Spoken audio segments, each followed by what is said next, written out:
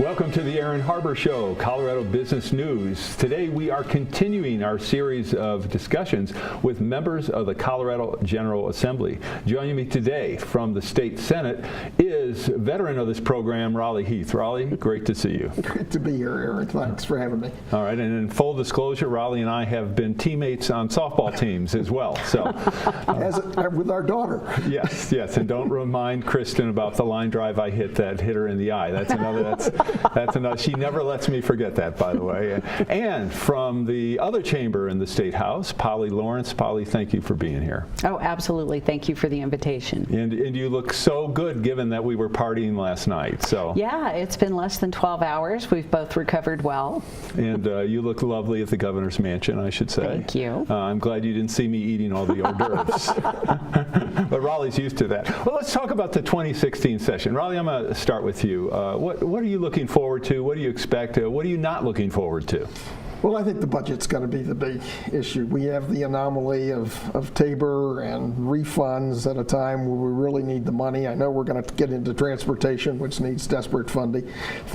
So we're going to be refunding money at a time where we need funding for education and transportation and many other things as well. All right, and this is refunding money we've already collected. Yes. So it's not raising taxes. These are Tabor refunds. Okay, and Polly, what's your take on that, and what other issues do you think are really going to be important? Well, from what I understand, the budget is going to be very tight, and to me that just means we need to set our priorities. We need to look at the budget very carefully and examine what we absolutely need to provide and what we don't need to provide, and maybe there will be cuts in different areas. I'm not sure what the budget's going to look like this year, but it is certainly going to be a topic. To Raleigh's point about transportation and infrastructure, that is something that Colorado needs to pay closer attention to, and something that we need to really start thinking about investing dollars in. You know, under Tabor, taxes can be raised, but only by a vote of the people. And so I'm curious. It seems like there have been so many studies done in regard to transportation that make it clear we have literally billions of dollars of deferred maintenance on our roads, on our highways. Why not make the case to voters that it's worth the investment? We haven't raised the gasoline tax in years. Everyone seems to be so afraid to go to voters and make that case to ask for more money. Is that not a good solution, or is there a way to do that, or is that just politically unpalatable? Well, Aaron, remember C and D? C passed by less than 1% of the vote. D was the funding for transportation. It failed. But also by a close vote. Also by a very, very And you had a very bipartisan effort supporting both of those measures. And Aaron, when we poll, this poll's very, very low. People don't seem to want to fund it. Why? I don't know. I mean, the crazy part about this is, I think the big conversation going on today, and whether it's at the federal level, state level, local level, is what's the role of government. The irony is everybody agrees the role of government is infrastructure. I mean, there's no disagreement on that. And yet when you go to the voters and you ask them to fund even rural roads, people don't tend to support it. And that's something that I just don't understand, because we really have agreement that this is a fundamental role of government, but we don't seem to want to fund it. So, Polly, one of the things we're seeing is more of these toll roads where roads and maintenance are being funded. Of course, you have the new one from the Denver Boulder Turnpike. I guess no one calls it that. Actually, it's now. I guess it is becoming. It's kind of returning to Turnpike. I think that toll went off on the Turnpike. Does anyone remember what year the toll went off? Well, we moved here in 1970 and was off by then. Yeah, it was 1969. So that's actually when I arrived in Colorado, believe it or not, just as a very young pup.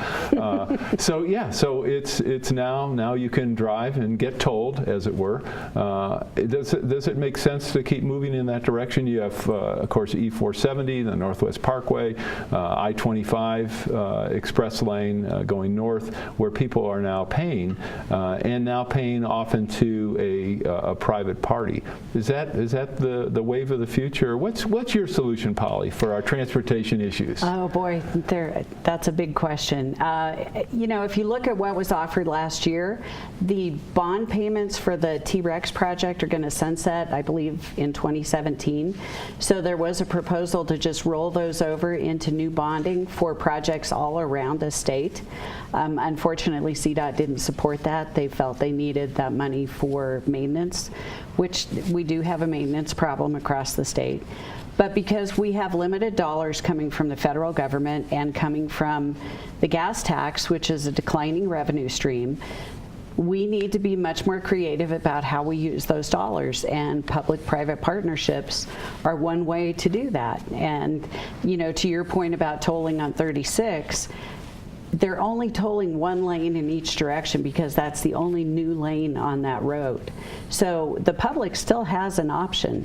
They can drive in the free lanes, or they can spend, I'm not sure what it is, $8, maybe $10 to drive in that tolled lane if they want to get to their destination a little bit faster. But we need to be more creative on our solutions with limited dollars and a changing economy. Do you think that's going to be enough? Do you think we have the resources to meet our road and highway needs by simply being strategic, being frugal, doing these third-party partnerships, or do we really need more revenue? Well, I think it's a step in the right direction, and I think the federal government needs to figure out what they're going to do.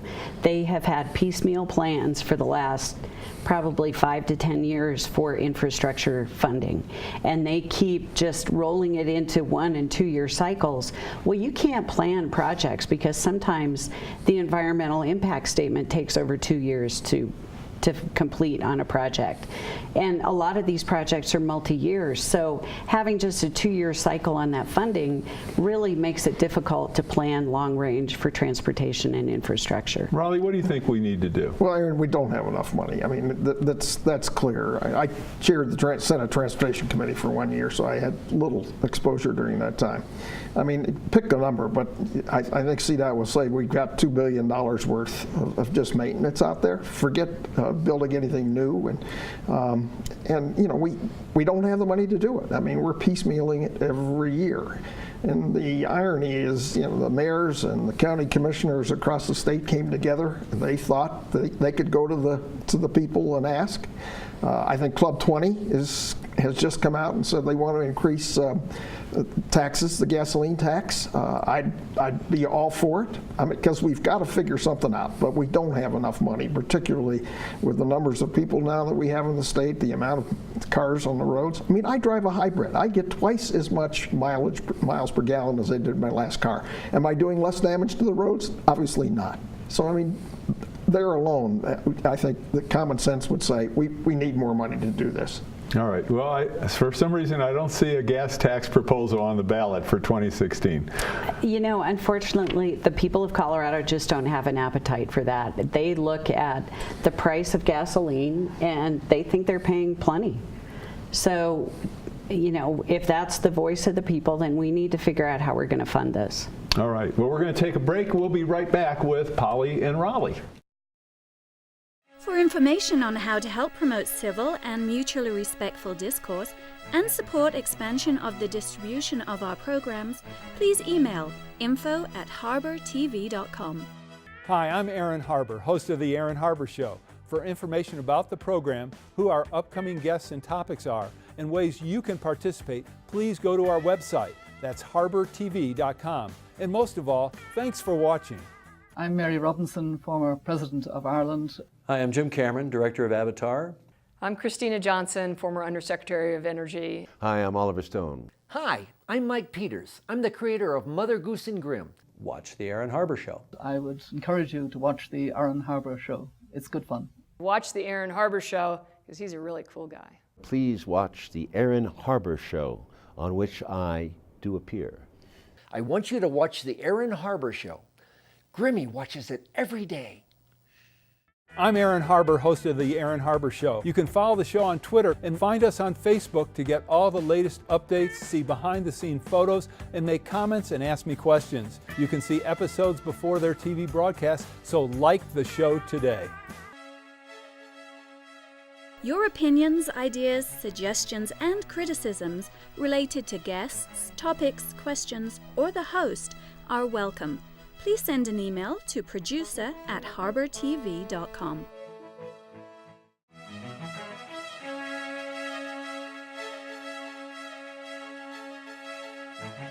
Welcome back to the show. We're with Raleigh Heath and Polly Lawrence. Okay, we talked a little bit about transportation. Let's talk about K through 12 education. A huge portion of the state budget, billions of dollars, are dedicated every year to K through 12 schools. Yet when you look at any of the analyses, Polly, the schools clearly are not succeeding in terms of educating our kids at the level that we want. What's the challenge? What can we do? And what are the funding issues? You have 30 seconds. Thank you. Well, I wouldn't say that it's all based on the dollars that go to the different schools. I mean, a lot of it is allowing the local districts to set their policies so that they are educating the kids in each of these districts. All kids are a little bit different.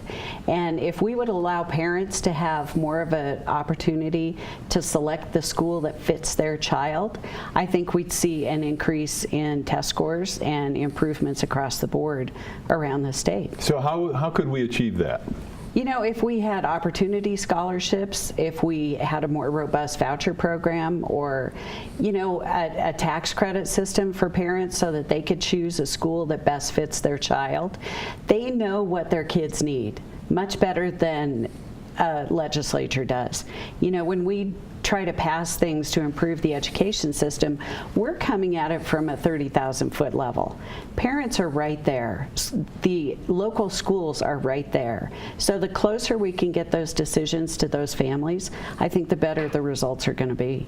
Raleigh, what, and you certainly have also the perspective of someone who's been in very high executive positions in business, concerned about the quality of applicants and job applicants and how well educated kids are and young people are coming into the workforce. What's your take on what we need to do to really improve the system? Well, thanks. Workforce has obviously been my passion, which you're alluding to. Public education is the foundation of a democracy, and I guess Polly and I would probably disagree. I think we have local control. Every school district, we, the legislature, don't make those rules. We pass the money down, and local control does it. What we did this last session, I think, is going to go a long way, because the high dropout rate is, I think, of huge concern to all of us. In my mind, rather than create an either-or, either a 4-year college degree or a good technical job, we've created an all or nothing. We've basically talked about a 4-year college degree or forget it. So what we did as a legislature last year, we passed 8 bills, all bipartisan, which basically put in apprenticeships, internships. I spent a lot of time in Europe where they had it. With Johns Manville, we had an identical plant in Europe that had 40 apprentices, same plant in the United States, none. And I think we're going to that. So I think what we're doing is integrating the work environment into our schools. I think that will allow kids to see that they have opportunities even if they're not going to go to a 4-year college. But what we know is they've got to stay in school, they've got to graduate from high school. And then I think the best thing we did, and leading the whole country, is put in concurrent enrollment. So a student now can stay in high school for the 5th and 6th year at no cost to them, come out with their high school degree and their associate's degree in a skill, whether it's a plumber, an electrician, a machinist, like I own a machine shop, tool and die maker. I mean, I think we're making a lot of steps in the right direction. We've got to make kids understand that school is the way for their future. And I think we're doing that now by opening up a much greater horizon of what's possible for them.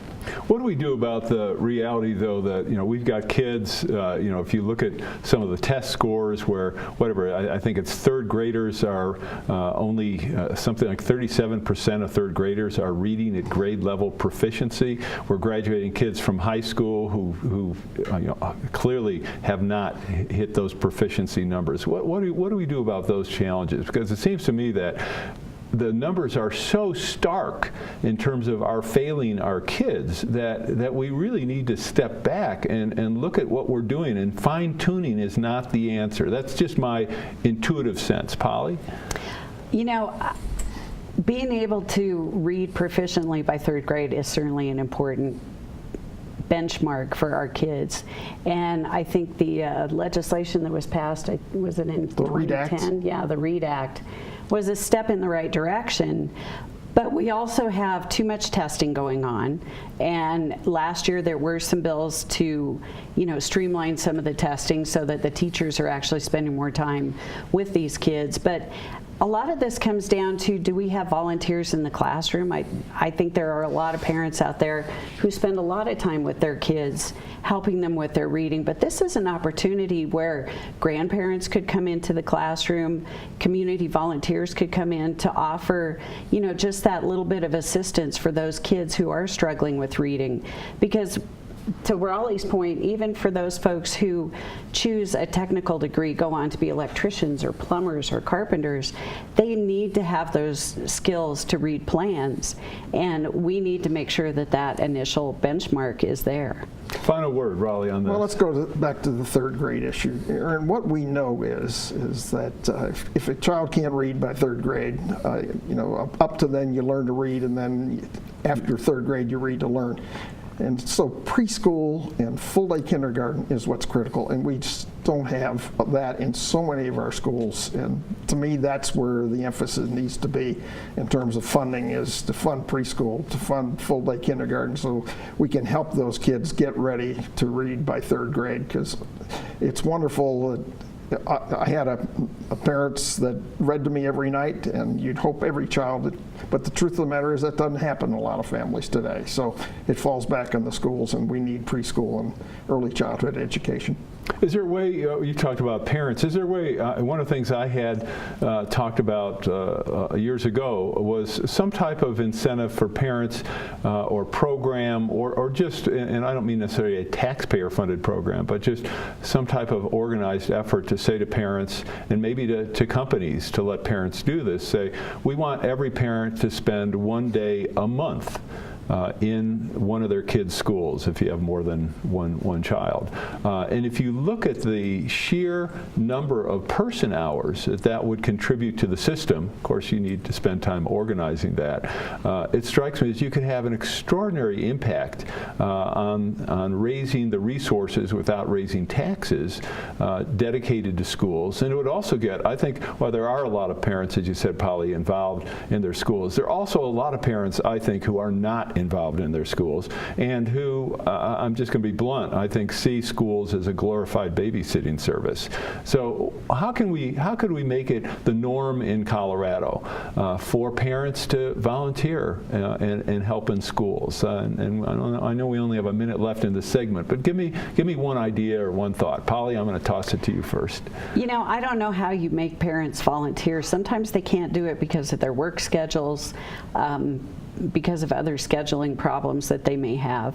And I was able to volunteer in my kids' classrooms, and I loved it, but not every parent can do that. My mom lives in over 50s community, and they have a grade school right down the street, and they have talked about volunteering in that school. Have they stepped up and done that? No, they donate books and they donate resources to that school, but I think donating time would be the most important thing that they could do. Yeah, and the overwhelming number of families are now working 2 jobs. Got mom and dad both working 2 jobs, and the chances of them getting off, I mean, I'd love to think that could happen, but the chances of them getting off, they're just barely making it right now. Right, but my point is, could we get the business community involved and say, hey, one of the ways, this is a long-term investment for the business community's way. Give people, a day off a month is a lot, but whatever it is, sometime, so that during the year you can have this contribution without raising taxes and get more parents involved. Anyway, okay, it's a crazy idea, but what else do you expect from me? We'll be back in just a moment with Raleigh and Polly. For information on how to help promote civil and mutually respectful discourse and support expansion of the distribution of our programs, please email info@harbertv.com. Hi, I'm Aaron Harber, host of The Aaron Harber Show. For information about the program, who our upcoming guests and topics are, and ways you can participate, please go to our website. That's harbertv.com. And most of all, thanks for watching. I'm Mary Robinson, former President of Ireland. Hi, I'm Jim Cameron, Director of Avatar.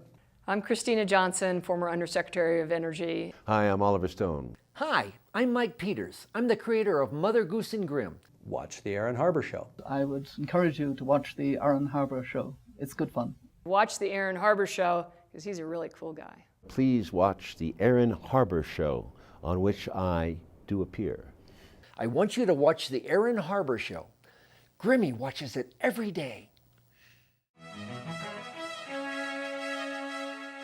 Welcome back to the show. This is part one of our special two-part series with Raleigh Heath and Polly Lawrence, and we may have a surprise guest in part two, but you have to watch part two to find out. We talked about K through 12 education. Let's talk about higher education. It really seems to be a disconnect between Coloradans and the role and benefits of higher ed. Raleigh, of course, in your district, the famed University of Colorado, talk about the requirements, the needs, and the value of higher ed and what you think the state should do about it, especially in view of the fact that the percentage of state funding of higher ed has just declined precipitously in this state from at one point, in the 50% range to now well under 10%.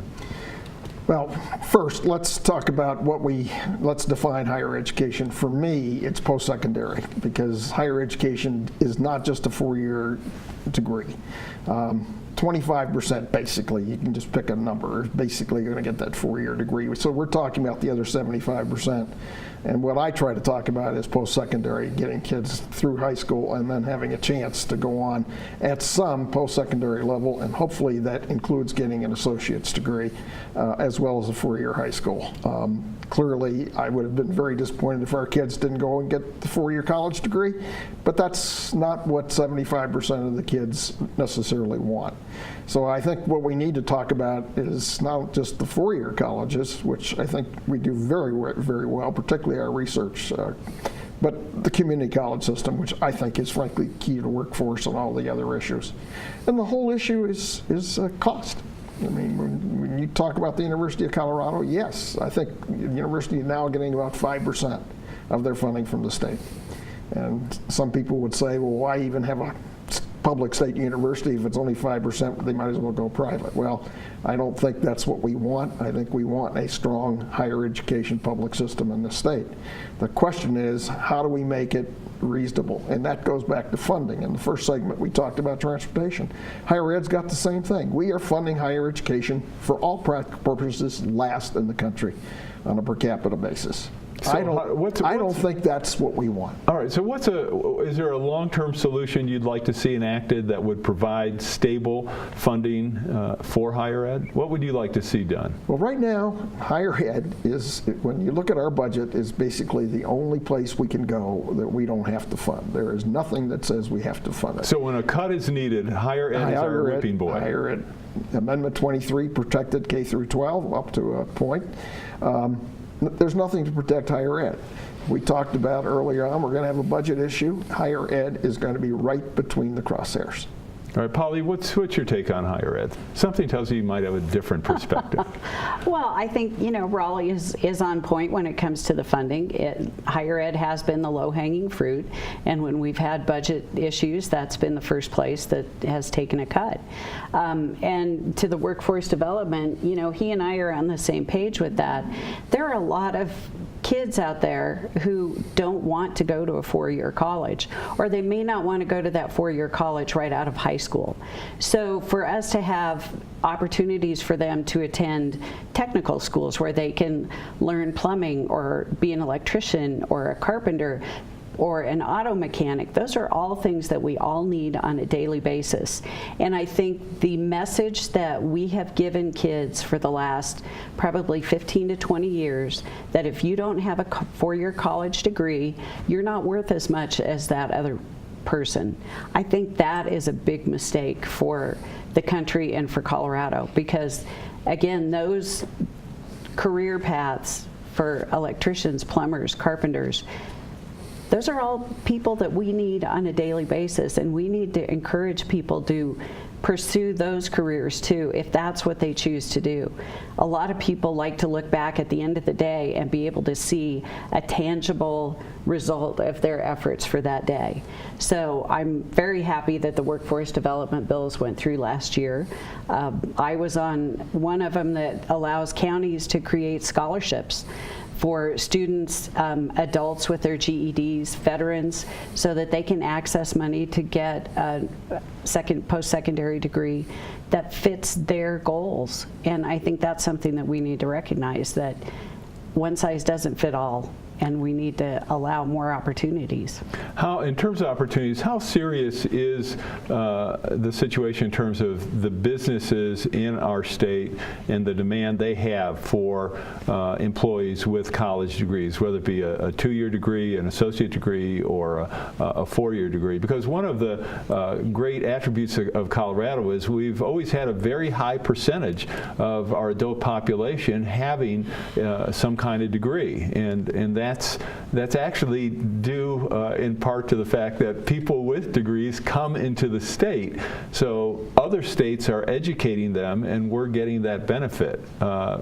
So do we really have a serious need to do a lot better, or are we really doing okay?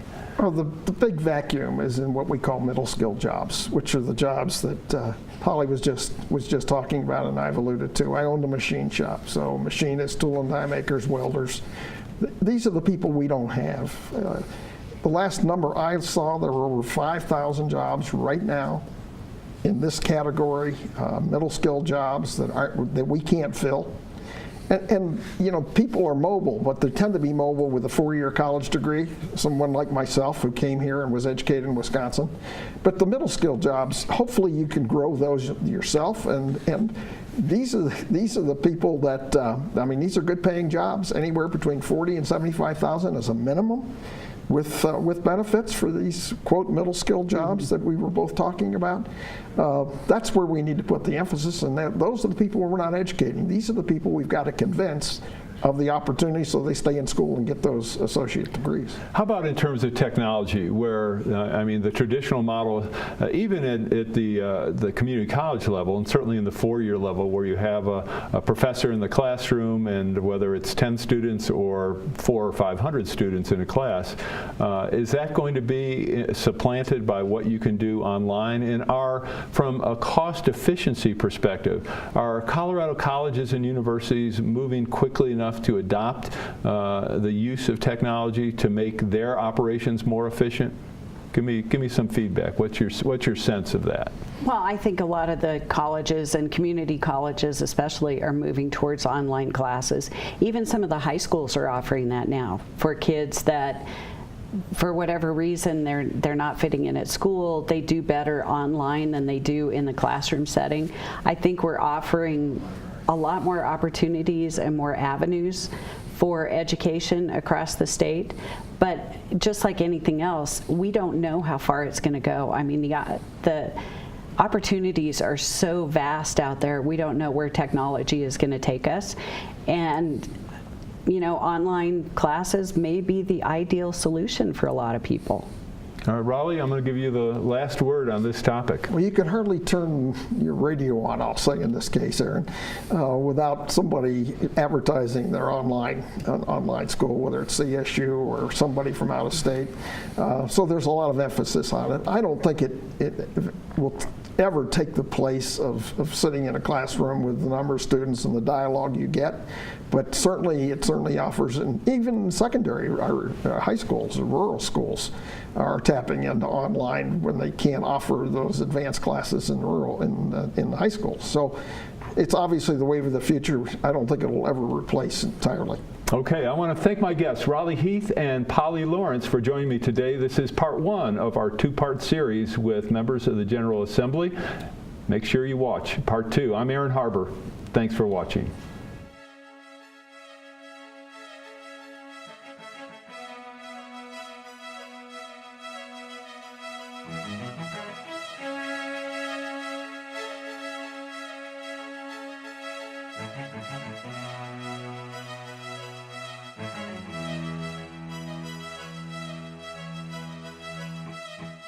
Thank you.